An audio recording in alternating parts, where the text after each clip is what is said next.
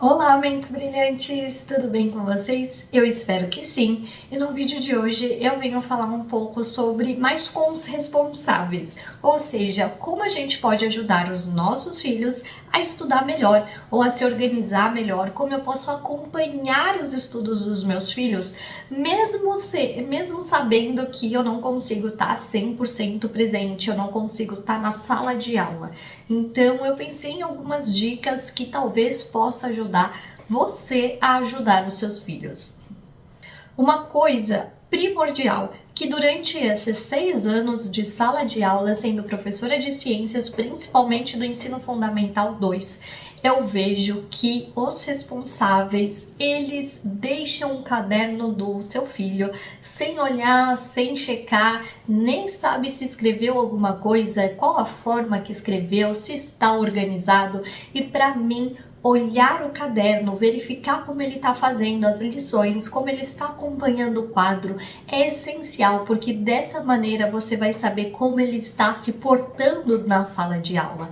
Então, por exemplo, se deixou de fazer alguma lição de casa, então você já consegue saber que ele está tendo uma dificuldade com organização, principalmente nas atividades que estão fora da sala de aula. Se ele não corrigiu um exercício e esse exercício foi corrigido, é claro que você vai precisar perguntar isso em algum momento para ele. Você também consegue verificar que talvez ele esteja disperso durante as aulas. Então, o caderno, ele é um bom guia de como aquele estudante ele está conduzindo as aulas. E se ele, por exemplo, faz uma letra que não dá para entender, uma letra ilegível, isso acaba prejudicando o próprio aluno, porque ele acaba não entendendo o que ele escreveu depois, e também acaba prejudicando em avaliações, porque o que a gente não entende fica difícil da gente corrigir, a gente acaba descontando nota por isso, e às vezes até o aluno tinha um pensamento adequado, conseguiu fazer um raciocínio, mas não conseguiu escrever de maneira legível. Então é esperado que um aluno, por exemplo, de 6º ano já escreva de maneira legível com letra cursiva. Algumas exceções existem, mas a regra é essa.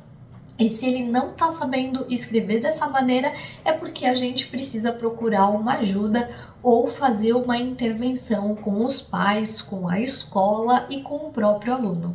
Então, a organização do caderno, o caderno em si, ele é um bom guia de como as aulas estão sendo conduzidas.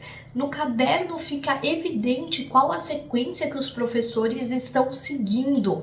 Então, a gente consegue ajudar o nosso filho, o aluno, nessa organização se ele tem um caderno adequado, se ele tem um caderno organizado e legível.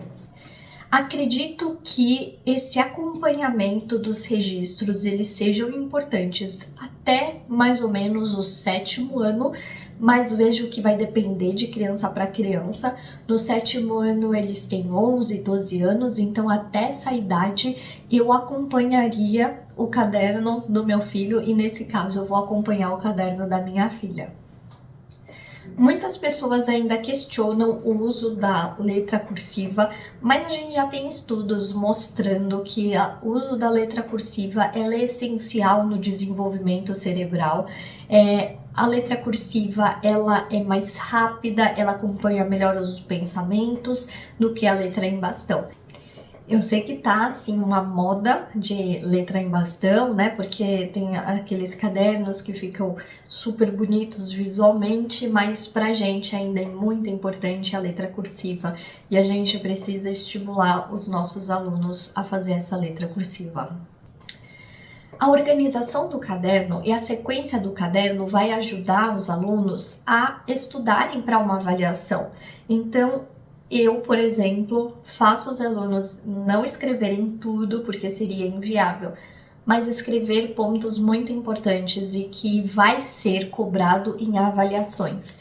Então, dessa forma, se o aluno tem um caderno completo, organizado e legível, quando ele vai estudar para uma avaliação, ele sabe a sequência daqueles conteúdos que foram passados e você, como pai, pode ajudar eles a se organizar melhor para uma avaliação dessa forma. Então, é muito comum a gente destacar pontos principais ou coisas muito importantes, muito relevantes que eles não podem se esquecer no caderno. E quando eles vão estudar para uma avaliação, isso pode ajudar e muito. E não só estudar pelo livro didático, porque o livro didático tem uma infinidade de informações e nem sempre a gente vai cobrar todas aquelas informações que estão. Mas se a gente coloca alguma coisa no caderno, tem uma grande chance também da gente cobrar em avaliações. Outra dica muito importante é: faça perguntas para o seu filho, principalmente linkando o seu repertório, que é muito maior do que aquela criança, com o que ele está aprendendo. Então, por exemplo, quando o aluno aprende sobre área matemática, né, área quadrada, área de algum lugar, é importante você conversar com ele para ele ter uma noção do que é 1 metro quadrado, para ele ter uma noção de quantos metros quadrados ele vive, para ter uma noção de qual é a área do banheiro que ele utiliza. Então, converse com o seu filho. Tenta fazer essas medidas com ele. Isso vai ajudar muito a ele sair daquele abstrato e ir mais para algo real, para algo do dia a dia. Ao aprender, por exemplo, sobre ambientes, então biomas, ecossistemas, mostre para eles reportagens do dia a dia. Não falta reportagem falando de desmatamento, falando de agricultura, falando de gado, falando de áreas que estão sendo prejudicadas pela ação humana. E é óbvio que a gente leva isso para eles, é óbvio que a gente discute tudo isso com eles, mas quando parte dos pais dentro de casa, talvez faça muito mais sentido, porque é algo que não está sendo dito somente na escola, é algo que a gente também está em contato todos os dias e a discussão ela é infinita. Então, como tudo isso pode nos prejudicar, pode acabar também mexendo com a nossa vida, com o nosso dia a dia. Então, converse com eles, dê o seu repertório para eles, porque vai ajudar muito na construção, por exemplo, de ideias, de respostas, de redações e assim por diante. E por último, mas que também faz um link direto com o que eu acabei de falar, dê repertórios diversos para eles. Então, faça eles escutarem músicas diferentes, assistirem filmes diferentes, conversar com pessoas diferentes que tenham ideias diferentes deles.